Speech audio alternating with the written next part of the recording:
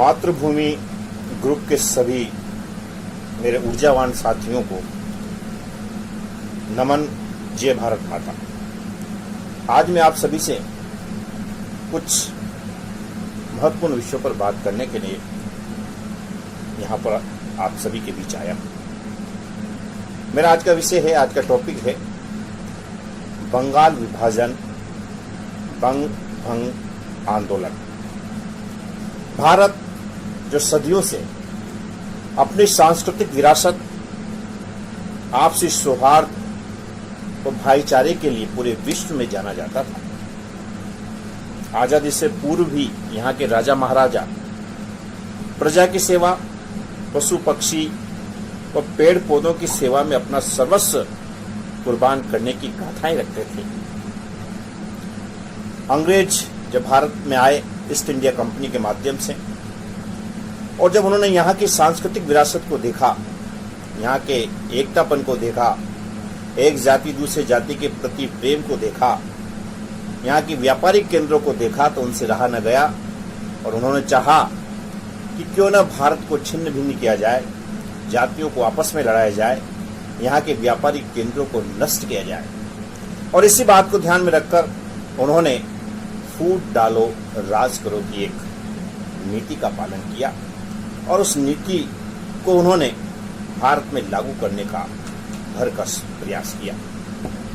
मैं आज आपको बंगाल विभाजन की उस घटना से जोड़ना चाहता हूं और उस घटना के माध्यम से मैं आपको बताना चाहूंगा कि किस प्रकार बंगाल विभाजन हुआ और किन किन क्रांतिकारियों ने अपना अनाम उत्सर्ग करते हुए मां भारती की सेवा में अपना सर्वस्व न्योछावर किया। अंग्रेज यहाँ की खुशहाली को छिन्न भिन्न करना चाहते थे और उन्होंने इसी बात को ध्यान में रखते हुए और उन्होंने भारत माता के उस हृदय स्थल बंगाल के विभाजन की एक योजना बनाई। और बंगाल विभाजन के पीछे की उनकी सोच कि जो यहाँ के निवासियों के अंदर, यहाँ के हर जाति वर्ग के अंदर जो राष्ट्रवाद की भावना कूट कूट कर भरी थी, उस राष्ट्रवाद की भावना को छिन्न भिन्न करने के लिए उन्होंने कई प्रकार के षड्यंत्र रचे। बंगाल के उस समय के जो वाइसराय थे कर्जन, उनके द्वारा एक घिनौनी हरकत को अंजाम दिया गया और उन्होंने बंगाल के विभाजन की एक योजना रखी।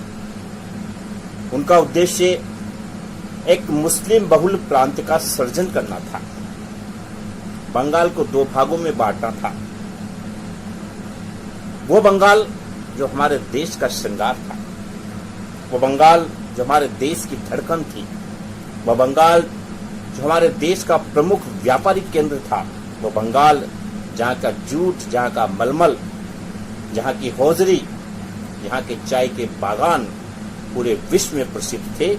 उस बंगाल को बांटने का एक गलत चाल अंग्रेज ने उस समय चली और बंगाल के विभाजन की एक सोच लेके आगे बढ़े।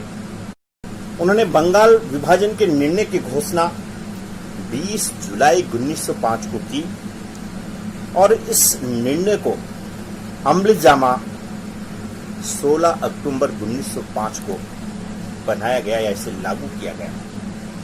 इतिहास में इस घटना को बंग भंग आंदोलन के रूप में भी जाना जाता है। विभाजन की घोषणा के साथ ही बंगाल दो भागों में बंट गया,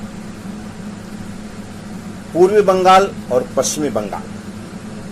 पूर्वी बंगाल में असम और बंगाल के जिले राजशाही, ढाका, चटगांव को मिलाया गया। वहीं पश्चिम बंगाल में बिहार, उड़ीसा और पश्चिम बंगाल के कुछ जिलों को, कस्बों को शामिल किया गया। उस दिन को, जिस दिन बंगाल विभाजन को अमल में लाया गया, उस दिन को पूरे बंगाल में राष्ट्रीय शोक के रूप में मनाया गया। बंगाल के विभाजन को लेकर जो अंग्रेजों की सोच थी, उनकी सोच ये थी कि जो बंगालियों के अंदर राष्ट्रवाद की जो वृद्धि थी, प्रबल कूट कूट का जो राष्ट्रवाद बंगालियों में भरा था, उसको दुर्बल करना था, उसको कमजोर करना था। वायसराय कर्जन से जब इस बारे में पूछा गया उस समय के लोगों द्वारा, तो उनका कहना था कि बंगाल, जिसमें बिहार उड़ीसा भी शामिल थे, काफी विस्तृत बड़ा राज्य है और एक अकेला लेफ्टिनेंट गवर्नर उस पूरे प्रशासन को भली भांति चला नहीं सकता। इसलिए वह बंगाल का विभाजन करना चाहते हैं, जबकि इसके पीछे जो मूल सोच थी वह थी राष्ट्रवाद को कमजोर करना, समृद्ध व अमीर बंगाल को कंगाल बनाना, एक जाति को दूसरी जाति से लड़ाना और भारत माता के श्रृंगार बंगाल को छिन्न भिन्न करना उस समय की इनकी कुटिल चाल थी। लेकिन हमारे राष्ट्रभक्त कहां चुप रहने वाले थे। जब बंगाल विभाजन का निर्णय हुआ तो प्रबल राष्ट्रवाद की ज्वाला भड़क उठी। हर गली से, हर नगर से, हर चौराहे से, हर जाति, हर धर्म के लोग, अमीर, गरीब, बच्चे, बूढ़े और महिलाएं निकल पड़ी बंगाल विभाजन के उस घोषणा के विरोध में। 7 अगस्त 1905 को बंग भंग आंदोलन की शुरुआत हुई और इस आंदोलन का नेतृत्व सुरेंद्र नाथ बनर्जी ने किया। वो उदारवादी नेता थे और उनका साथ के मिश्रा, पृथ्वीचंद राय जैसे उदारवादी नेताओं ने किया, साथ दिया। और उदारवादी नेता एक उदारवादी दृष्टिकोण के साथ समस्याओं के समाधान के लिए प्रयास करते थे। उन्होंने भी वैसा किया, जनसभाएं की, धरने दिए, प्रदर्शन किए, अंग्रेजों के सामने विनती की, याचिकाएं लगाई, पंपलेट छपवाए, समाचार पत्रों में इसके विरोध में अपनी बातें प्रकाशित की और स्वदेशी आंदोलन को एक जोर उदारवादी नेताओं ने दिया। उन्होंने कहा कि हमें ब्रिटिश वस्तुओं का बहिष्कार करना है। और आपको मैं यह बताना चाहूंगा कि केवल कहना ही भर नहीं था, लोगों ने ब्रिटिश वस्तुओं का बहिष्कार किया। महिलाओं ने विदेशी चूड़ियां पहनना बंद कर दिया, घर के अंदर विदेशी सामान को रखना बंद कर दिया, और तो और उस समय के धोबियों ने विदेशी कपड़ों को धोना तक बंद कर दिया। और उन सब के अंदर प्रबल राष्ट्रवाद ने जोर पकड़ा और एक स्वदेशी आंदोलन उस बंगाल विभाजन के बंग भंग आंदोलन के साथ चल पड़ा, जहां उदारवादी नेता बंगाल विभाजन का विरोध कर रहे थे अपने तरीकों से। लेकिन उसी दौर में कुछ उग्रवादी नेता भी थे, जिसमें बाल गंगाधर तिलक, विपिन चंद्र पाल, लाला लाजपत राय, अरविंद घोष जैसे उग्रवादी नेता थे। जब इन्हें लगा कि उदारवादी नेताओं की कार्यशैली से यह आंदोलन सफल नहीं हो सकता, तब इन्होंने उस आंदोलन की बागडोर अपने हाथों में ली। एक प्रबल नेतृत्व के साथ, प्रबल जोरदार विरोध के साथ इन्होंने अपनी बात लोगों के सामने रखी, जिसका पूरे देश में समर्थन मिला। चाहे वो कलकत्ता से लेकर के दिल्ली तक की बात करें, पंजाब की बात करें, उत्तर प्रदेश की बात करें, बंगाल विभाजन का आंदोलन पूरे देश का आंदोलन बना, एक राष्ट्रीय आंदोलन बना। उस राष्ट्रीय आंदोलन के डर से, उस राष्ट्रीय आंदोलन के भय से अंग्रेज घबरा गए और उन्होंने क्रांतिकारियों के उभरते इस जोश को देखकर, डर कर 12 दिसंबर 1911 को अपना वो कानून, अपना वो निर्णय जिसके आधार पर बंगाल का विभाजन किया, वो वापस लिया। लेकिन बंगाल विभाजन बंग भंग आंदोलन को सबसे अधिक सफलता विदेशी माल के बहिष्कार और स्वदेशी जागरण को जो बल मिला, मैं आपको यहां बताना चाहूंगा कि स्वदेशी आंदोलन के दौरान वंदे मातरम भारतीय राष्ट्रीय आंदोलन का एक शीर्षक गीत बना।